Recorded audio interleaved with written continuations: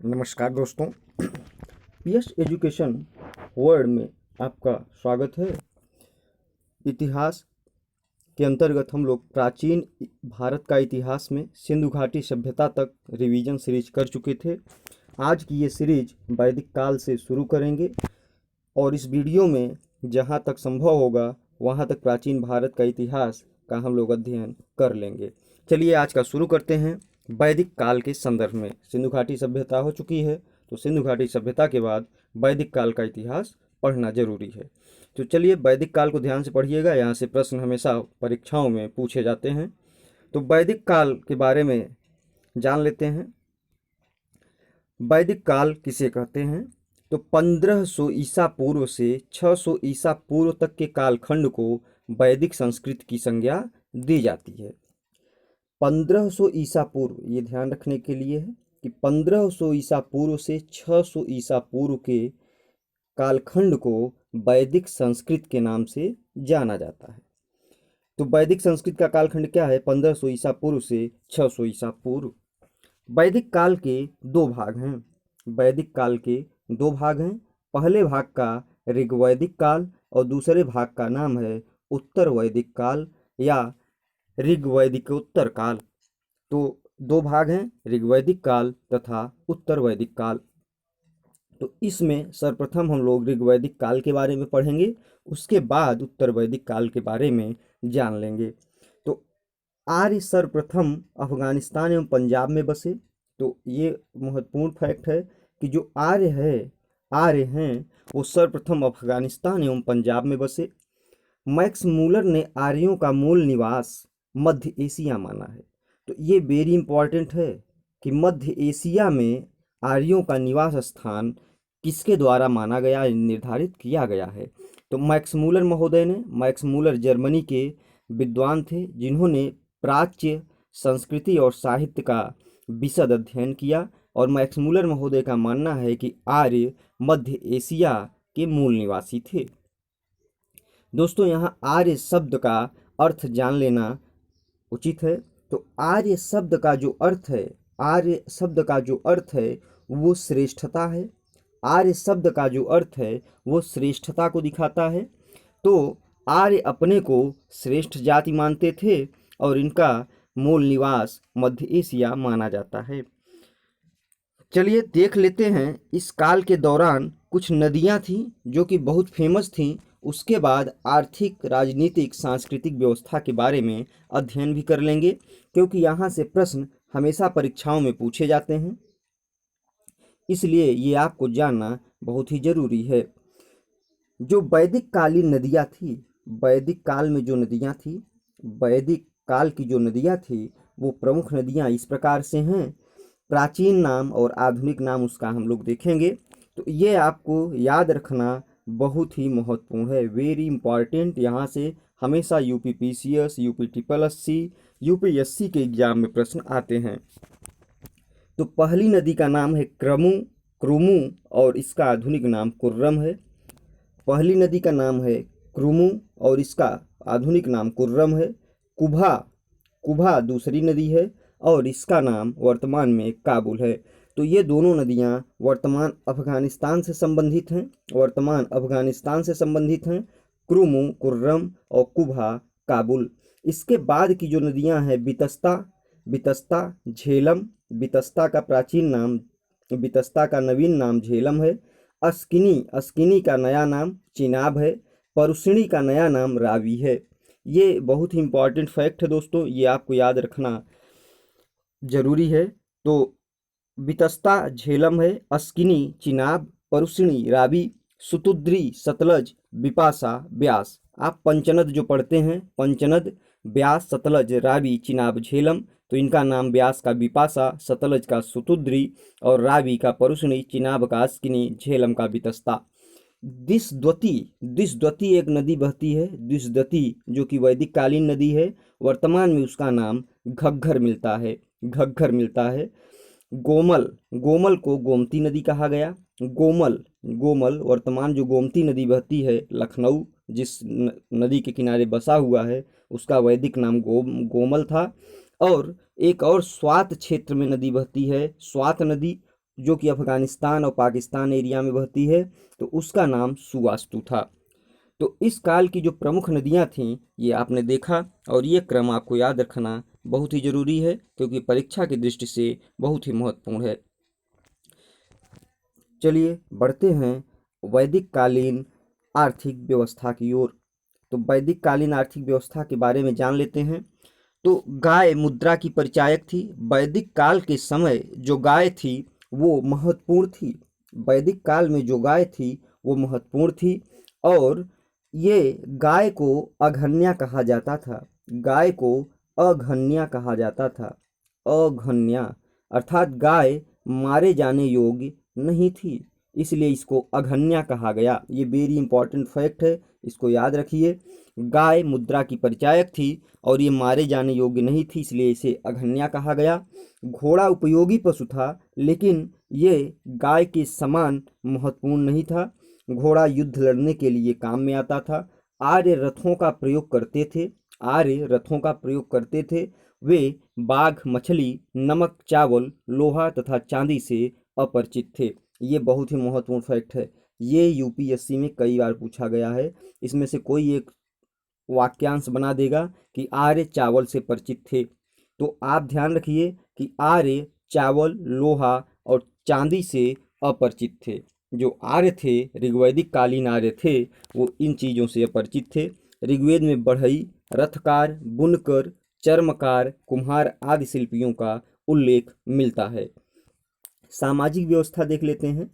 सामाजिक व्यवस्था, जो समाज था वो पितृसत्तात्मक था। जो समाज था वो पितृसत्तात्मक था, जबकि आपने सिंधु घाटी सभ्यता में पढ़ा मातृसत्तात्मक समाज था। तो समाज वैदिक काल, ऋग्वैदिक काल में पितृसत्तात्मक था, और सामाजिक जो विभाजन था कर्म मूलक था। कर्म के आधार पे समाज को बांटा गया था। ऋग्वेद के 10वें मंडल में, ऋग्वेद के 10वें मंडल में एक सूक्त आया है जिसमें कहा गया है एक व्यक्ति है, वो व्यवसाय करता है, उसकी माता चक्की चलाती हैं और जबकि उसके पिता वैद्य हैं। तो इस आधार पे जातियों का विभाजन हुआ था। तो अर्थात जो जिस काम को करता था उसी आधार पे उसकी जाति को मान लिया जाता था। बाल विवाह, तलाक, सती प्रथा, जाति प्रथा, पर्दा प्रथा आदि का प्रचलन नहीं था। ये ऋग्वैदिक कालीन समाज था जहाँ बाल विवाह नहीं होते थे, तलाक नहीं होता था, सती प्रथा का नहीं उल्लेख मिलता, जाति प्रथा, पर्दा प्रथा आदि नहीं था। अब दोस्तों अमाजू, अमाजू बहुत ही महत्वपूर्ण शब्द है, ये ध्यान में रखिए। अमाजू कौन था या किसे कहा जाता था? तो जीवन भर अविवाहित रहने वाली महिलाओं को अमाजू कहा जाता था। राजनीतिक व्यवस्था देख लेते हैं। तो राजनीतिक व्यवस्था में सरल तथा कबीलाई संरचना पर आधारित थी। संपूर्ण कबीला, जो एक राजनीतिक व्यवस्था थी, सिस्टम था, जो संपूर्ण कबीला होता था वो जन कहलाता था। वैदिक कालीन संपूर्ण कबीला जन कहलाता था, तथा कबीले का जो प्रधान होता था उसे राजन कहा जाता था। जन में रा शब्द जुड़ गया तो कबीले का प्रधान राजन हो गया, जबकि कबीला जन होता था। और सभा तथा समिति, विदथ आदि संस्थाएं राजा पर नियंत्रण रखती थीं।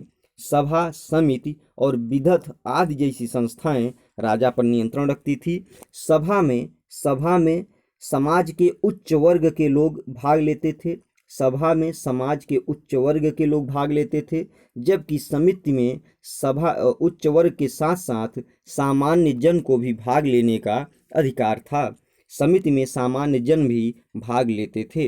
विदथ में महिलाओं के भाग लेने का भी वर्णन प्राप्त होता है। तो सभा, समिति, विदथ किस युग की संस्थाएं थी, किस काल की संस्थाएं थीं? तो ये ऋग्वैदिक कालीन संस्थाएं थीं। परिवारों के समूह को ग्राम तथा ग्राम के प्रधान को ग्रामीणी कहा जाता था। ऋग्वैदिक कालीन जो ग्रामीणी था वो ग्राम का प्रधान होता था, ग्राम का मुखिया होता था, उसे ग्रामीणी कहा जाता था। और आर्यों की जो भाषा थी संस्कृत भाषा थी। आर्यों की जो भाषा थी संस्कृत भाषा थी। धार्मिक व्यवस्था के बारे में जान लेते हैं। धार्मिक व्यवस्था कैसी थी आर्यों की? तो ऋग्वैदिक काल में इंद्र महत्वपूर्ण देवता थे। इन्हें ऋग्वेद में पुरंदर कहा गया है। ये वेरी इंपॉर्टेंट क्वेश्चन है कि ऋग्वैदिक में किस देवता को पुरंदर कहा गया है। दोस्तों पुरंदर का अर्थ होता है, पुरंदर का अर्थ होता है किले को तोड़ने वाला, किले को तोड़ने वाला। पुर मतलब किला, अंदर उसके प्रवेश करना, तो पुरंदर कहा गया इंद्र को। और इंद्र ऋग्वैदिक कालीन सबसे महत्वपूर्ण देवता थे। दूसरा महत्वपूर्ण देवता अग्नि थे। ऋग्वेद में इंद्र के लिए 250 सूक्तों का उल्लेख मिलता है, जबकि अग्नि के लिए 200 सूक्तों का उल्लेख किया गया है। 250 सूक्त इंद्र को समर्पित हैं, जबकि अग्नि को 200 सूक्त समर्पित हैं। और दूसरा महत्वपूर्ण देवता अग्नि ही था। और तीसरा प्रमुख देवता वरुण था। और वरुण ऋत नैतिकता का स्वामी था। जो वरुण देवता थे वो ऋत नैतिकता के स्वामी थे। स्तुति पाठ तथा यज्ञ द्वारा उपासना की जाती थी। ऋग्वैदिक काल में स्तुति पाठ किया जाता था, प्रार्थना किया जाता था, और यज्ञ द्वारा उपासना की जाती थी।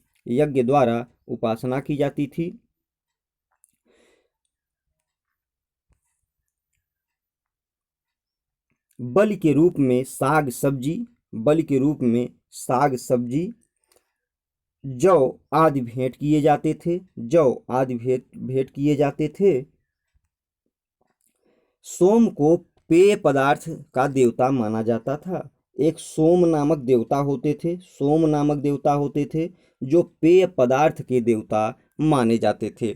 तो सोम रस बनाया जाता था उस समय में, सोम रस। और ये सोम रस कई आयुर्वेदिक जड़ी बूटियों से मिलाकर बनता था। ये जो सोम रस है कई आयुर्वेदिक जड़ी बूटियों से मिलाकर बनता था, और इसका जो देवता माना गया, सोम को माना गया। ऋग्वेद में सर्वाधिक पवित्र नदी कौन थी? ये बहुत ही महत्वपूर्ण प्रश्न है कि ऋग्वेद में सर्वाधिक पवित्र नदी कौन थी? तो सरस्वती। दोस्तों सरस्वती का एक बार उल्लेख मिलता है, ऋग्वेद में सरस्वती का एक बार उल्लेख मिलता है, लेकिन फिर भी यह सबसे पवित्र नदी मानी गई है। और सरस्वती को नदी तमे या नदी तमा कहा गया है, नदियों में उत्तम। ऋग्वेद की सर्वाधिक पवित्र नदी सरस्वती थी, और इसे नदी तमा या नदी तमे कहा गया है, नदियों में उत्तम। सत्यमेव जयते मुंडकोपनिषद से तथा अस्थोमा सद्गमय ऋग्वेद से लिया गया है। सत्यमेव जयते कहाँ से लिया गया है? तो सत्यमेव जयते मुंडकोपनिषद से लिया गया है। और ये मुंडकोपनिषद अथर्ववेद का एक उपनिषद है, जबकि अस्थोमा सद्गमय ऋग्वेद से लिया गया है। दोनों महत्वपूर्ण है, इनको याद रखिए। चलिए बढ़ते हैं नेक्स्ट। ऋग्वैदिक देवी देवता कौन कौन से थे, इनके बारे में थोड़ा सा जान लेते हैं। ऋग्वैदिक देवी देवता कौन थे, इनके बारे में थोड़ा जान लेते हैं। तो ऋग्वैदिक देवी देवताओं में इंद्र का महत्वपूर्ण स्थान था, युद्धों का नेता एवं वर्षा का देवता था। अग्नि देवता एवं मनुष्य के बीच मध्यस्थता करते थे। जो अग्निदेव थे वे देवता एवं मनुष्य के बीच मध्यस्थता करते थे। ये कैसे करते थे? यज्ञ आदि जब होते थे तो उसमें जो हवन सामग्री डाली जाती थी, तो अग्नि से ऊपर जो देवता होते थे उनके पास पहुंचती थी, तो इसलिए अग्नि देवता मनुष्यों के बीच मध्यस्थता। वरुण देवता समुद्र का देवता था और विश्व के नियामक थे, विश्व के नियंता थे, ऋत का पालन करवाने वाले थे। वरुण देवता समुद्र के देवता के भी नाम से जाने जाते हैं, और ऋत के देवता या विश्व के नियंता के नाम से भी जाने जाते थे। मारुत आंधी तूफान का देवता था। देव आकाश का देवता, जो सबसे प्राचीन देवता था वो देव ही था, और यह आकाश का देवता था।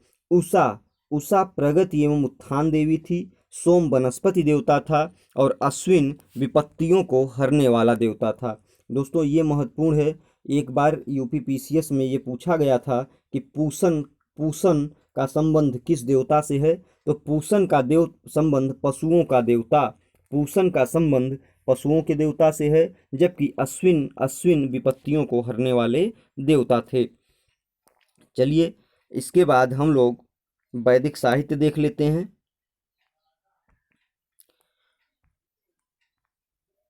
इसके बाद हम लोग उत्तर वैदिक काल थोड़ा सा देख लेते हैं। फिर उत्तर वैदिक काल के बाद हम लोग वैदिक साहित्य देखेंगे। चलिए देखते हैं उत्तर वैदिक काल। तो उत्तर वैदिक काल, इस काल में वैदिक सभ्यता का विस्तार बिहार तक हो गया। बिहार में कई स्थान हैं, जैसे आपको जो बिहार में अंग अंग चंपानगरी है, अंग चंपानगरी है, और और कई मतलब जिले हैं वहाँ पे, महाजनपद काल में उनका उल्लेख मिलता है। तो वो आप देखेंगे कि विस्तार बिहार तक हो गया था। और इसमें जो प्रमुख क्षेत्र हैं उसका ये वर्णन दिया हुआ है। कुरु था, पांचाल था, और काशी, ये उत्तर वैदिक काल के मुख्य जनपद थे। आपसे प्रश्न में पूछा जा सकता है कि उत्तर वैदिक काल के मुख्य जनपद कौन से थे, तो कुरु, पांचाल और काशी थे। अंग और मगध आर्य क्षेत्र से बाहर थे। अंग और मगध आर्य क्षेत्र से बाहर थे, ये ध्यान में रखिएगा। अंग और जो मगध थे ये आर्य क्षेत्र में शामिल नहीं थे। इसीलिए इन क्षेत्र को व्रात्य क्षेत्र भी कहा गया है। व्रात्य क्षेत्र कहा गया है, जो कि आर्यों से संबंधित नहीं थे। सामवेद, यजुर्वेद एवं अथर्ववेद तथा ब्राह्मण ग्रंथों, आरण्यकों एवं उपनिषदों की रचना इसी में समय हुई। इंटरेस्टिंग फैक्ट है, ऋग्वेद की जो रचना काल है वो 1500 ईसा पूर्व से 1000 ईसा पूर्व के बीच है। 1000 ईसा पूर्व के बीच है ऋग्वेद का है। जबकि उत्तर वैदिक काल का जो कार्यक्रम है वो 1000 बीसी से 500 बीसी अर्थात 500 ईसा पूर्व माना जाता है। और इसी उत्तर वैदिक काल में सामवेद की रचना हुई, यजुर्वेद की रचना हुई, अथर्ववेद की रचना हुई। इसके साथ ही ब्राह्मण ग्रंथ, आरण्यक और उपनिषदों की रचना भी उत्तर वैदिक काल में की गई। तो इसमें ये पूछा जाता है कि वेद त्रयी के नाम से कौन जाना जाता है। ये एक प्रश्न हमेशा पूछा जाता है कि वेद त्रयी, तो वेद त्रयी के नाम से जाना जाता है आपका ऋग्वेद, सामवेद और यजुर्वेद। जबकि अथर्ववेद बाद की रचना है, तो ये वेद त्रयी में शामिल नहीं है। वेद त्रयी में अथर्ववेद शामिल नहीं है। राजनीतिक व्यवस्था उत्तर वैदिक काल में क्या थी, तो राजतंत्र शासन का आधार क्षेत्र बना। जो राजतंत्र था वो शासन का आधार क्षेत्र बना। इस समय कबीले एक दूसरे में विलीन होकर जनपदों के रूप में सामने आए। जो छोटे छोटे जन थे, जहाँ राजन होते थे, अब वो जनपद बन गए और इन जनपद में एक राजतंत्र स्थापित हो गया। जो छोटे छोटे जन थे वैदिक काल में वो जनपद बन गए और ये राजतंत्र के आधार पर शासन करने लगे। अब राजा की निरंकुशता पर रोक लगाने के लिए सभा एवं समिति कार्य करती थी। सभा एवं समिति जो राजा की निरंकुशता पर रोक लगाती थी ऋग्वैदिक काल में, इसकी महत्ता में भी कमी आने लगी। नियमित कर व्यवस्था एवं नौकरशाही का प्रादुर्भाव होने लगा। नियमित कर व्यवस्था और नौकरशाही का उल्लेख उत्तर वैदिक काल में मिलता है। जैसे आप देखेंगे भागदूध भागदूध नामक एक नौकरशाह होता था। भागदूध। इसके साथ साथ जो कर व्यवस्था थी, नियमित कर व्यवस्था थी, उसमें भोग आता है। भोग और भाग, ये दो प्रमुख कर होते थे, भोग और भाग। तो इस तरह से ऋग्वैदिक कालीन आर्थिक व्यवस्था, राजनीतिक व्यवस्था से विकसित होती उत्तर वैदिक कालीन व्यवस्था थी। सामाजिक व्यवस्था देखते हैं। समाज में स्त्रियों की दशा में गिरावट आई। गोत्र प्रथा प्रचलित हुई। गोत्र प्रथा का प्रचलन ऋग्वैदिक काल में नहीं था। गोत्र प्रथा का प्रचलन ऋग्वैदिक काल में नहीं था, ये उत्तर वैदिक काल में प्रचलित हुई। वर्ण व्यवस्था जन्म के आधार पर स्थापित होने लगी। ये दो महत्वपूर्ण परिवर्तन देखने को मिलता है उत्तर वैदिक काल में। ऋग्वैदिक काल में वर्ण व्यवस्था के आधार पर नहीं समाज का विभाजन था, बल्कि कर्म के आधार पर था। जबकि उत्तर वैदिक काल में जन्म के आधार पर हो गया। परिवार में पितृ प्रधान एवं संयुक्त परिवार की व्यवस्था प्रचलित थी। आर्थिक व्यवस्था देख लेते हैं। कृषि तथा पशुपालन के साथ विभिन्न शिल्पियों की चर्चा मिलती है।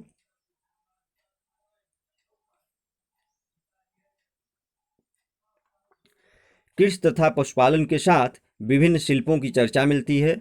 पशुपालन की अपेक्षा कृषि आर्थिक जीवन का मुख्य आधार बनी। अब जो है जो पशुपालन था ऋग्वैदिक काल में था, ये प्रमुख आय का साधन था, लेकिन उत्तर वैदिक काल में कृषि की जाने लगी। शतपथ ब्राह्मण में कृषि प्रक्रियाओं का उल्लेख है। किस ब्राह्मण ग्रंथ में कृषि प्रक्रियाओं का उल्लेख है? तो शतपथ ब्राह्मण में कृषि प्रक्रियाओं का उल्लेख है। और यहाँ पर यौ अर्थात जौ का उत्पादन होने लगा। यौ अर्थात जौ का उत्पादन होने लगा। व्यापार प्रायः वस्तु विनिमय द्वारा ही होता था और मिट्टी के एक विशेष प्रकार के बर्तन बनाए जाते थे जिन्हें PGW पेंटेड ग्रेवेयर कहा जाता था। पेंटेड ग्रेवेयर या चित्रित धूसन मृदभांड उत्तर वैदिक कालीन बर्तन थे। चित्रित धूसन मृदभांड उत्तर वैदिक कालीन बर्तन थे और उत्तर वैदिक काल के जो आर्य थे वो श्याम अयस अर्थात लोहे की चर्चा मिलती है इनके बारे में। श्याम अयस लोहा होता था। ये उत्तर वैदिक ग्रंथों में इसकी चर्चा मिलती है। धार्मिक व्यवस्था क्या थी? धार्मिक व्यवस्था तो अब इंद्र के स्थान पर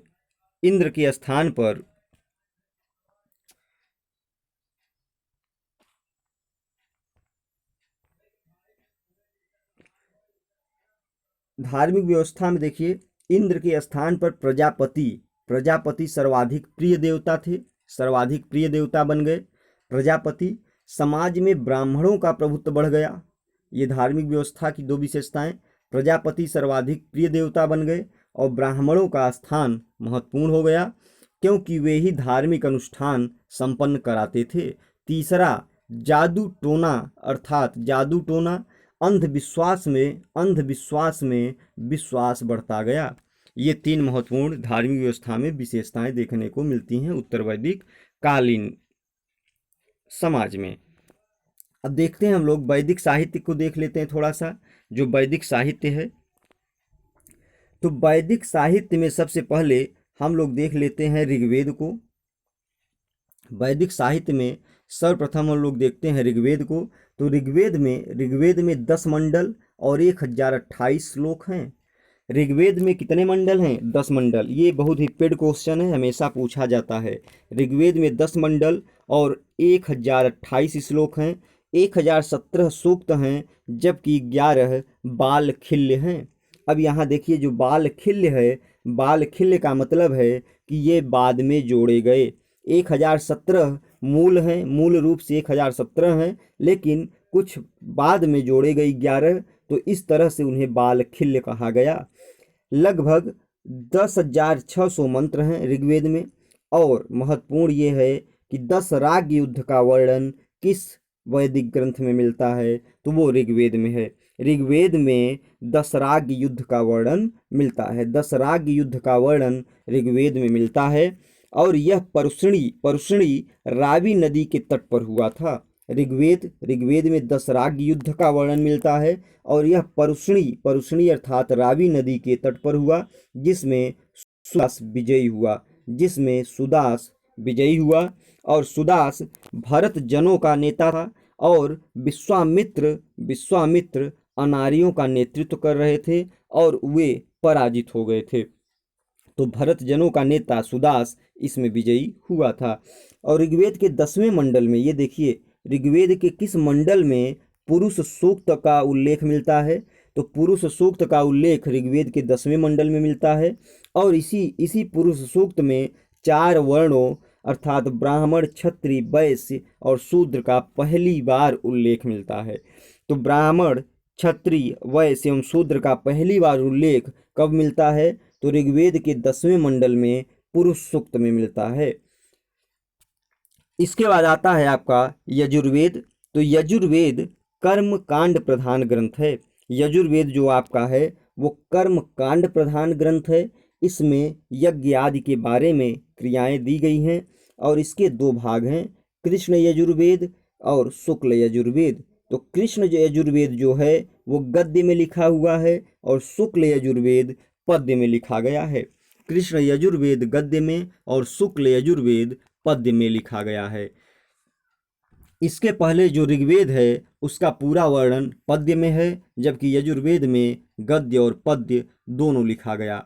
सामवेद, सामवेद का अर्थ गान से है। सामवेद का अर्थ गान से है। यह गायन से संबंधित वैदिक ग्रंथ है। इसके बाद आपका आता है अथर्ववेद। तो अथर्व का जो वास्तविक अर्थ है वो है पवित्र जादू।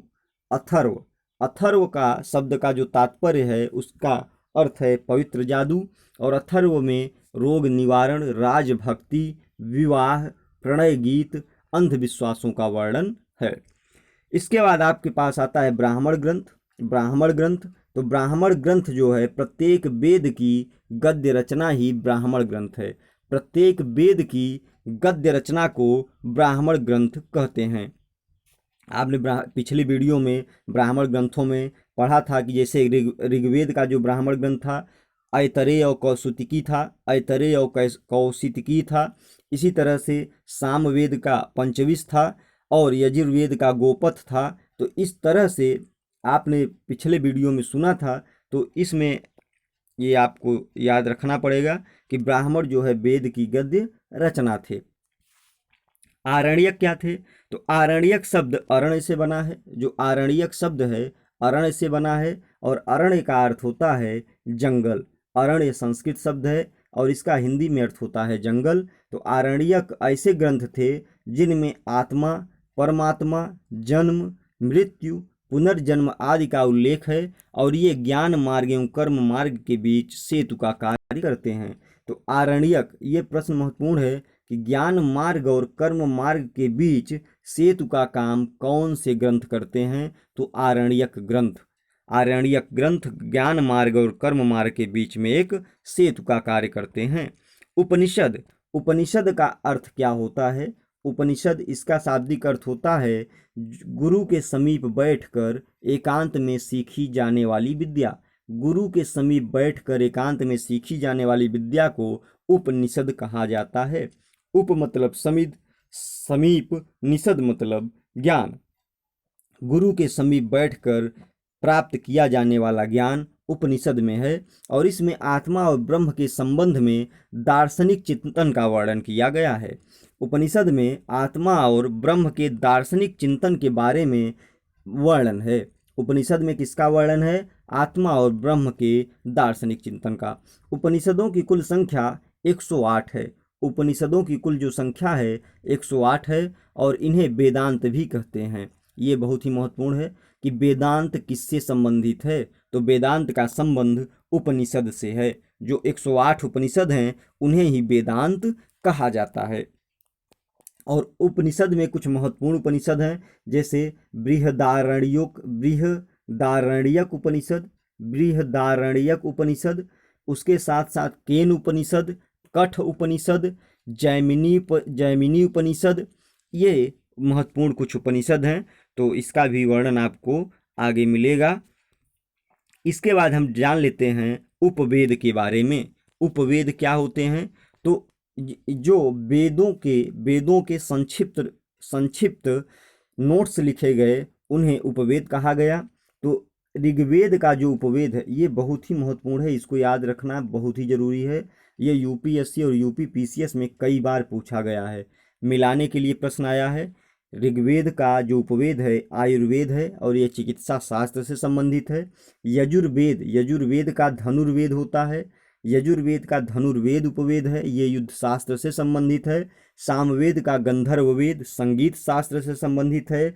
अथर्ववेद का शिल्पवेद भवन निर्माण कला से संबंधित है। तो ये ऋग्वेद का उपवेद आयुर्वेद, यजुर्वेद का धनुर्वेद, सामवेद का गंधर्ववेद, अथर्ववेद का शिल्पवेद। कैसे याद रहेगा? साम मतलब गायन, तो गायन मतलब गंधर्व। साम मतलब गायन, गायन मतलब गंधर्ववेद। अथर्ववेद में जादू टोना भवन निर्माण इत्यादि का वर्णन, तो शिल्पकारिता का वर्णन अथर्ववेद में। ऋग्वेद आरंभिक वेद है और उसमें आयुर्वेद की चर्चा की गई। तो आयुर्वेद और यजुर्वेद यज्ञ आदि से संबंधित था। तो यज्ञ कौन करता था? राजा करता था। और कब करता था? जब युद्ध में विजयी होता था। तो यजुर्वेद का धनुर्वेद, ऋग्वेद का आयुर्वेद, सामवेद का गंधर्ववेद, अथर्ववेद का शिल्पवेद।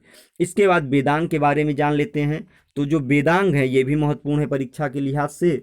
तो वेदांग जो है, वेदों का अर्थ समझने के लिए वेदांगों की रचना की गई। वेदांग मतलब वेदों का अंग, वेदों का अंग, और ये 6 हैं: शिक्षा, कल्प, व्याकरण, निरुक्त, छंद और ज्योतिष।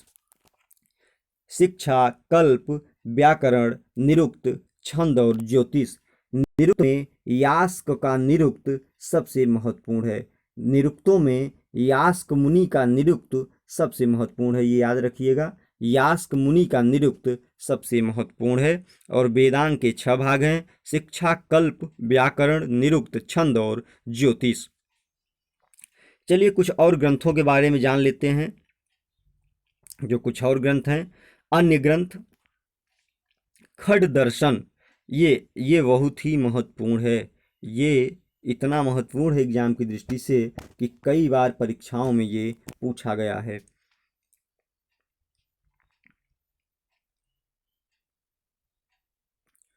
खड दर्शन, खड दर्शन, खड दर्शन जो है जीवन से जुड़े दर्शनों की व्याख्या करता है। खड मतलब 6, ऐसे 6 दर्शन जो जीवन से जुड़े दर्शनों की व्याख्या करता है उसे खड दर्शन कहा गया। और ये खड दर्शन सांख्य, योग, वैशेषिक, न्याय, पूर्व मीमांसा और उत्तर मीमांसा हैं। सांख्य दर्शन, इसका जो प्रवर्तन था कपिल मुनि के द्वारा किया गया, सांख्य दर्शन कपिल मुनि के द्वारा। योग दर्शन पतंजलि के द्वारा। और वैशेषिक कणाद, न्याय गौतम, पूर्व मीमांसा जैमिनी, उत्तर मीमांसा बादरायण।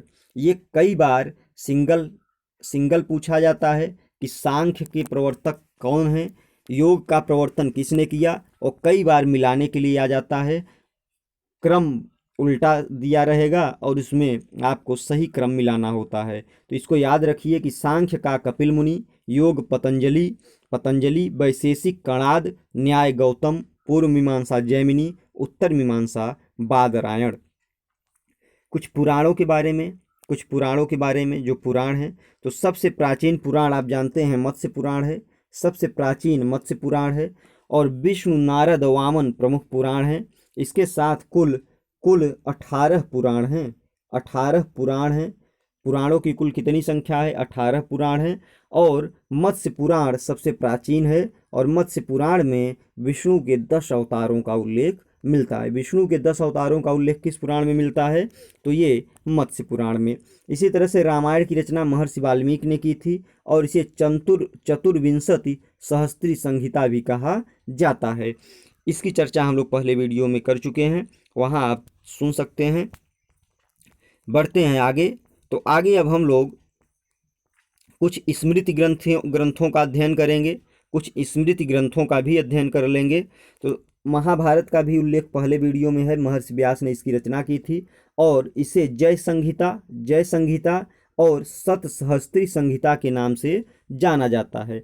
जय संहिता जब श्लोकों की संख्या 24,000 थी और जब ये 1,00,000 हो गई तो इसे शतसहस्त्री संहिता कहा गया।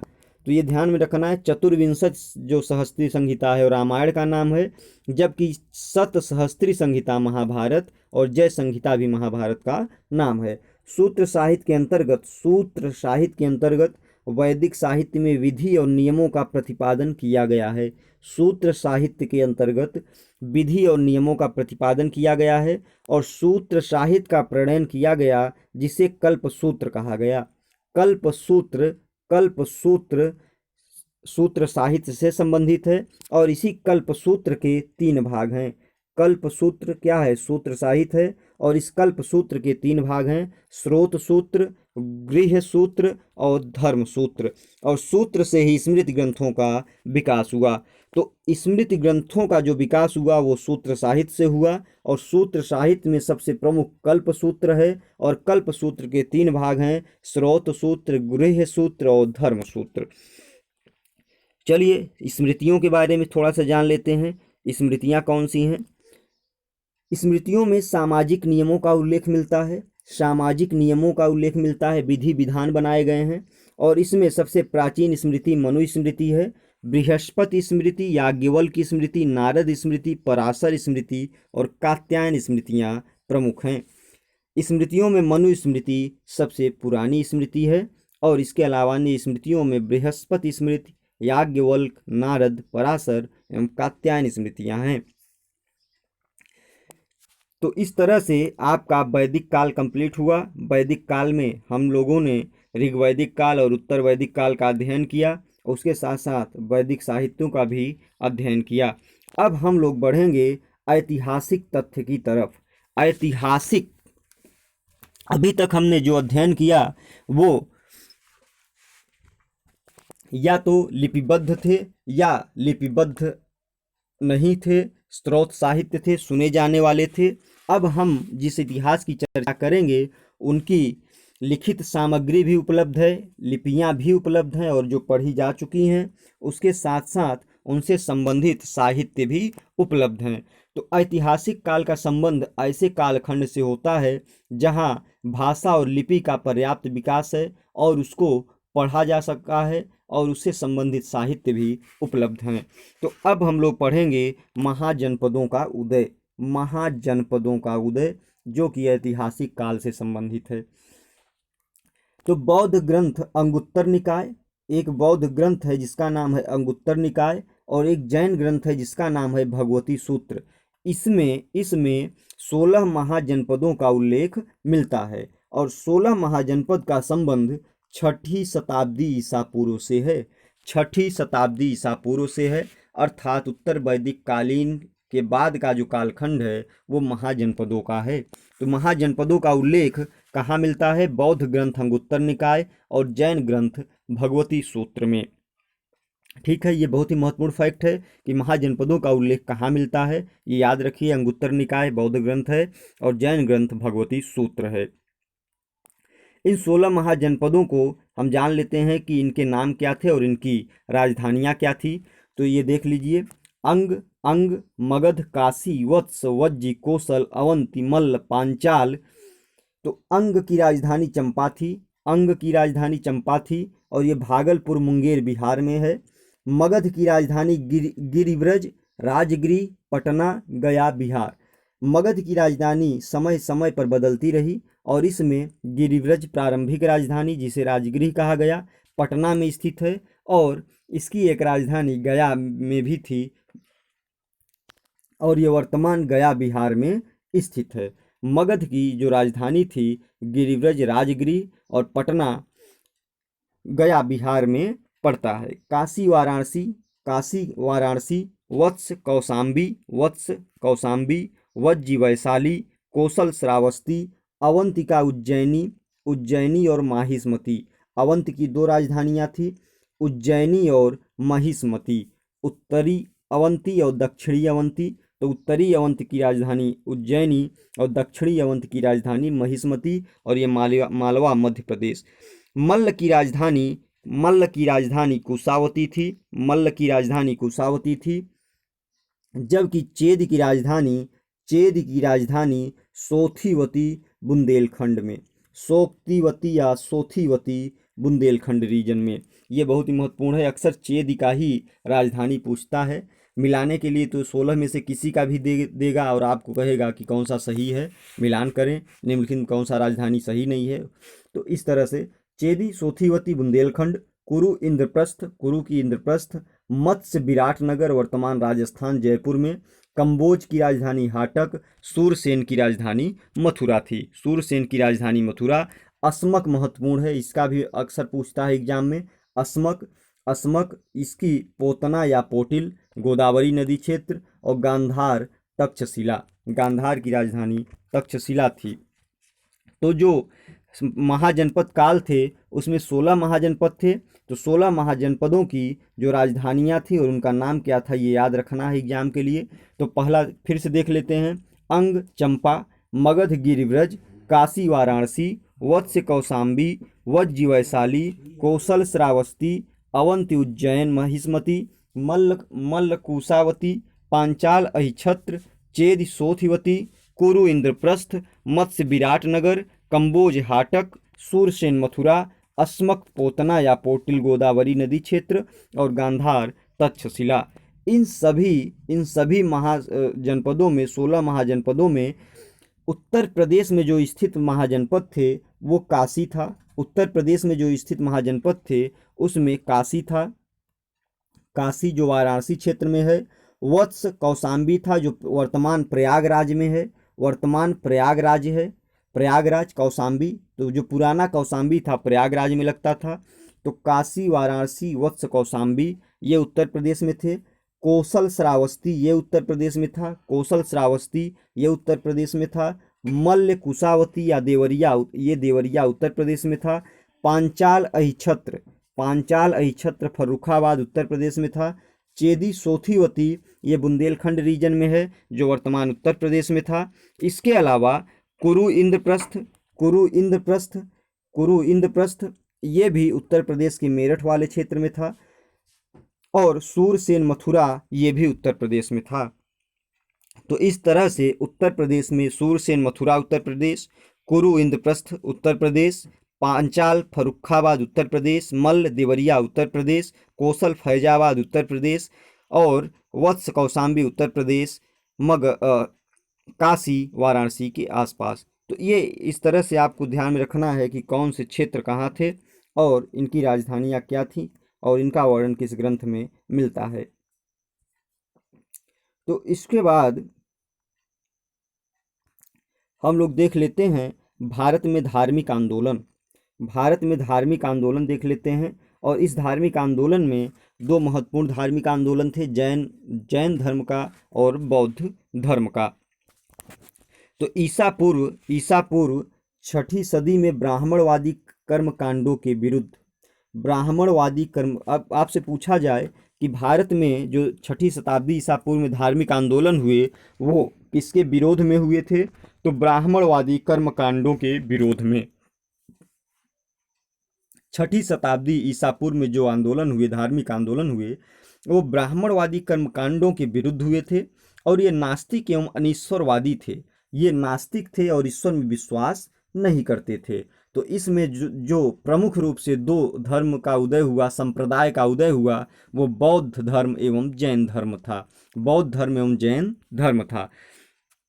तो चलिए जान लेते हैं जैन धर्म के बारे में।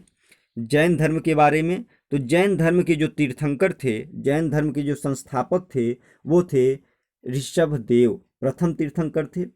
जैन धर्म के जो संस्थापक थे और तथा प्रथम तीर्थंकर थे वो ऋषभदेव थे, ऋषभदेव थे। जैन धर्म में कुल 24 तीर्थंकर हुए हैं, 24 तीर्थंकर हुए हैं। जैन धर्म के जो 23वें तीर्थंकर थे वो पार्श्वनाथ थे, 23वें तीर्थंकर। और महावीर स्वामी 24वें एवं अंतिम तीर्थंकर थे, 24वें एवं अंतिम तीर्थंकर थे महावीर स्वामी। और इन्हें जैन धर्म का वास्तविक संस्थापक माना जाता है। वास्तविक संस्थापक किसे माना जाता है? जब संस्थापक से पहले वास्तविक लगा रहेगा तो महावीर स्वामी, जबकि संस्थापक ऋषभदेव और प्रथम तीर्थंकर भी ऋषभदेव थे। जैन धर्म के बारे में अन्य फैक्ट जान लें महावीर स्वामी के बारे में विशेष रूप से। तो महावीर स्वामी जैन धर्म के वास्तविक संस्थापक और 24वें तीर्थंकर थे, 24वें तीर्थंकर थे। इनका जो जन्म था 540 ईसा पूर्व में हुआ था, 540 ईसा पूर्व में हुआ था। जन्म स्थान वैशाली के पास कुंडग्राम में। महावीर स्वामी का जन्म कहाँ हुआ था? तो वर्तमान वैशाली के पास कुंडग्राम में। महावीर स्वामी के बचपन का नाम वर्धमान था, महावीर स्वामी के बचपन का नाम वर्धमान था। इनके पिता का नाम सिद्धार्थ था और ये ज्ञात्रिक क्षत्रिय कुल से संबंधित थे। यहाँ आपको ये बात भी जान लेनी चाहिए कि जो गौतम बुद्ध थे उनका बचपन का जो नाम था वो भी सिद्धार्थ था। तो वो सिद्धार्थ अलग थे। जो गौतम बुद्ध थे उनका बचपन का नाम सिद्धार्थ था और यहाँ वर्धमान के पिता का भी नाम सिद्धार्थ था। तो ये सिद्धार्थ ज्ञात्रिक क्षत्रिय कुल से संबंधित थे। महावीर स्वामी की माता का नाम त्रिशला था, महावीर स्वामी की माता का नाम त्रिशला था और वे लिच्छवी नरेश चेटक की बहन थी, लिच्छवी नरेश चेटक की बहन थी। इनकी पत्नी जो थी, पत्नी का नाम यशोदा था, पत्नी का नाम यशोदा था। पुत्री प्रियदर्शनी, पुत्री का नाम अड़ोज्जा भी मिलता है, पुत्री का नाम अड़ोज्जा भी मिलता है। महावीर स्वामी के पुत्री का नाम अड़ोज्जा भी मिलता है। और महावीर स्वामी के दामाद का नाम, जामाता का नाम, दामाद या जामाता का नाम जामाली था, जामाली था। महावीर स्वामी के जामाता का नाम जामाली था। और ये जामाली ही महावीर स्वामी का पहला शिष्य था, प्रथम शिष्य था। जो प्रियदर्शनी का पति था जामाली, वही महावीर स्वामी का प्रथम शिष्य था। महावीर स्वामी ने 30 वर्ष की अवस्था में, 30 वर्ष की अवस्था में गृह त्याग किया था, 30 वर्ष की अवस्था में गृह त्याग किया था। और इनकी जो मृत्यु हुई थी 468 ईसा पूर्व में हुई थी, 72 वर्ष की उम्र में। और वो पावापुरी में, पावापुरी नालंदा में इनकी मृत्यु हुई थी। अब महावीर स्वामी के जीवन की जो प्रमुख घटनाएं हैं उसको भी जान लेते हैं।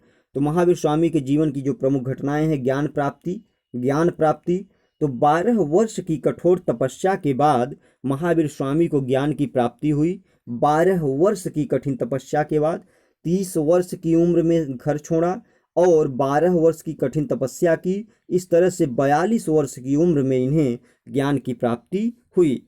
और वो ज्ञान की जो प्राप्ति हुई उस स्थान का नाम है जाम्भिक ग्राम, स्थान का नाम है जाम्भिक ग्राम। ये बहुत ही महत्वपूर्ण है, स्थान का नाम जाम्भिक ग्राम और नदी का नाम ऋजुपालिका और वृक्ष साल था। तो महावीर स्वामी को किस वृक्ष के नीचे ज्ञान की प्राप्ति हुई? साल वृक्ष के नीचे।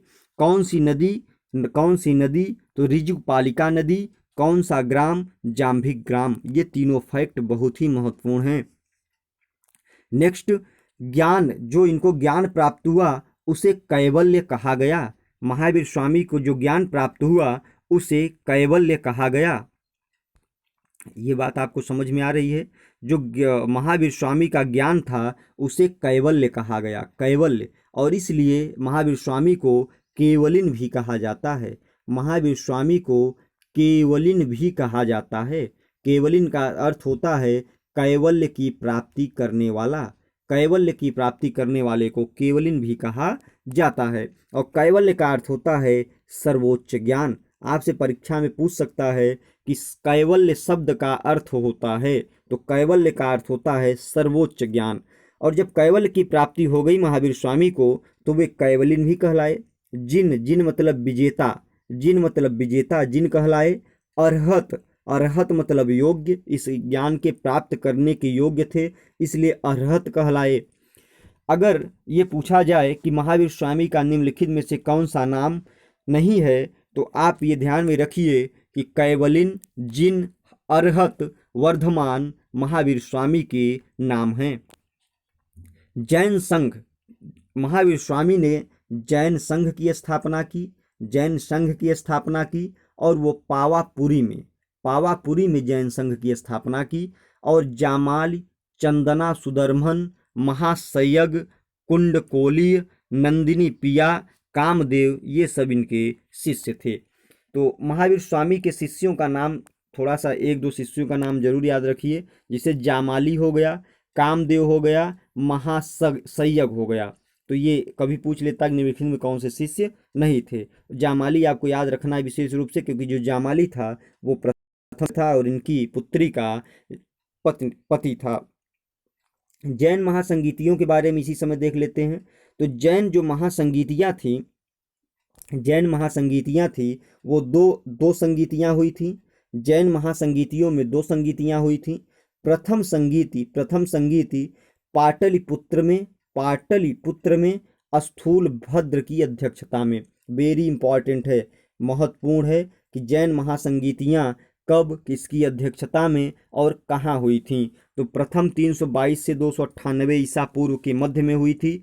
पाटलिपुत्र का नाम विशेष रूप से उल्लेखनीय है। पाटलिपुत्र मगध की राजधानी था और यहाँ प्रथम जैन संगीत हुई थी स्थूल भद्र की अध्यक्षता में। स्थूल भद्र श्वेतांबर संप्रदाय के प्रमुख थे। द्वितीय जैन महासंगीति 512 ईस्वी में हुई थी। 512 ईस्वी में वल्लभी गुजरात सौराष्ट्र में और देवर्धि क्षमा श्रवण के अध्यक्षता में। द्वितीय जो जैन महासंगीत थी वो देवर्धि क्षमा श्रवण के अध्यक्षता में वल्लभी गुजरात में हुई थी। तो जैन महासंगीतियां प्रमुख रूप से दो हुई थी। प्रथम पाटलिपुत्र स्थूलभद्र के नेतृत्व में, द्वितीय वल्लभी देवर्धि क्षमा श्रवण के नेतृत्व में। चलिए कुछ और फैक्ट आगे बढ़ते हैं, देख लेते हैं जैन धर्म से संबंधित जो दर्शन है वो क्या है। तो जैन धर्म से संबंधित जो दर्शन है उसका प्रमुख सिद्धांत स्यादवाद है। आपसे परीक्षा में पूछा जा सकता है कि स्यादवाद का जो सिद्धांत है या दर्शन है वो किससे संबंधित है। तो स्यादवाद का जो दर्शन है वो जैन दर्शन से संबंधित है। स्यादवाद का अर्थ अनेकांतवाद भी होता है। स्यादवाद का अर्थ अनेकांतवाद भी होता है। तो त्रिरत्न, जैन धर्म में त्रिरत्न की महत्ता विशेष रूप से उल्लेखनीय है। त्रिरत्न में क्या आता है ये परीक्षा में कई बार पूछा गया है। तो ज्ञान, दर्शन और आचरण। त्रिरत्न में सम्यक ज्ञान, सम्यक दर्शन और सम्यक आचरण। यहाँ सम्यक शब्द का अर्थ संपूर्णता से है। सम्यक शब्द का अर्थ संपूर्णता से है, अर्थात आपको पूर्ण रूप से ज्ञान की प्राप्ति हो, पूर्ण दर्शन की जानकारी हो और आप पूरी तरह से आचरण करें, तब आप जाके त्रिरत्न की प्राप्ति कर पाएंगे। तो त्रिरत्न में सम्यक ज्ञान, सम्यक दर्शन और सम्यक आचरण शामिल है। महावीर स्वामी ने पंच महाव्रत का सिद्धांत दिया। पंच महाव्रत का सिद्धांत किसने दिया? महावीर स्वामी ने, जो जैन धर्म से संबंधित है। इसमें प्रथम जो 4 सिद्धांत हैं पार्श्वनाथ द्वारा दिए गए थे, उसमें अंतिम ब्रह्मचर्य महावीर द्वारा जोड़ा गया। तो इस तरह से जैन धर्म में जो पंच महाव्रत है, अहिंसा, सत्य, अपरिग्रह और अस्तेय। अहिंसा का अर्थ आप जानते हैं, हिंसा न करना। सत्य मतलब सच बोलना। अपरिग्रह आवश्यकता से अधिक का ग्रहण न करना, अर्थात अपरिग्रही बनना। अस्तेय मतलब चोरी न करना। जबकि जो ब्रह्मचर्य है इसको महावीर स्वामी के द्वारा जोड़ा गया। अब प्राचीनतम जैन ग्रंथ क्या कहे जाते थे, ये भी थोड़ा सा महत्वपूर्ण है। तो प्राचीनतम जो जैन ग्रंथ हैं उनको आगम कहा जाता था। इसकी चर्चा हमने पहले की है। जो जैन ग्रंथ है उनको आगम कहा जाता था। इनकी रचना प्राकृतिक भाषा में हुई है। जैन धर्म में 2 पंथ हुए, श्वेतांबर और दिगंबर। तो श्वेतांबर के जो नेतृत्वकर्ता थे स्थूल भद्र थे और दिगंबर के जो नेतृत्वकर्ता थे वो भद्रबाहु थे। ये वही भद्रबाहु थे जो चंद्रगुप्त मौर्य के आध्यात्मिक गुरु थे और इन्हीं के साथ चंद्रगुप्त मौर्य श्रवण बेलगोला की पहाड़ी पर चले गए थे। श्वेतांबर संप्रदाय वाले श्वेत वस्त्र धारण करते थे, जबकि जो दिगंबर पंथ थे वे वस्त्रों का परित्याग करते थे और आकाश को ही वस्त्र मानते थे। आकाश को ही अपना वस्त्र मानते थे और वस्त्रों को नहीं धारण करते थे। महावीर की स्वामी की मृत्यु के बाद जैन संघ का जो प्रथम अध्यक्ष बना वो सुधर्मन था। सुधर्मन जो महावीर स्वामी का शिष्य था, उनकी मृत्यु के बाद प्रथम अध्यक्ष बना जैन संघ का और जैन संघ की स्थापना पावापुरी में की गई थी महावीर स्वामी के द्वारा। तो मित्रों, इस तरह से ये जैन धर्म के महत्वपूर्ण फैक्ट हैं जो परीक्षाओं में हमेशा पूछे जाते हैं। ये फैक्ट आपको याद रखना जरूरी है। चलिए आज के वीडियो में हम आपको यही तक समाप्त करते हैं, क्योंकि आपका वीडियो काफ़ी लंबा हो जाएगा और आपको भी सुनने में ऊबन होगी। तो हम नहीं चाहते कि आपकी पढ़ाई ऊबन के साथ हो। नेक्स्ट वीडियो जब हम लेकर आएंगे तो उसमें आप बौद्ध धर्म का अध्ययन करेंगे। बौद्ध धर्म के बाद उसमें हम लोग मगध का उत्कर्ष देखेंगे, हर्यंक वंश देखेंगे और मौर्य साम्राज्य कंप्लीट करेंगे। ठीक है, तो आज का वीडियो यहीं तक रखते हैं। नेक्स्ट वीडियो जो आपका आएगा वो आएगा आपका बौद्ध धर्म के संबंध में। आज हम लोगों ने क्या क्या किया ये एक बार देख लेते हैं। तो आज हम लोगों ने वैदिक काल और वैदिक काल में ऋग्वैदिक काल, उत्तर वैदिक काल और महाजनपद काल में जो धार्मिक आंदोलन हुआ उसमें विशेष रूप से हमने जैन धर्म के बारे में जाना। नेक्स्ट वीडियो में हम लोग बौद्ध धर्म से शुरू करेंगे और उससे आगे तक चलेंगे।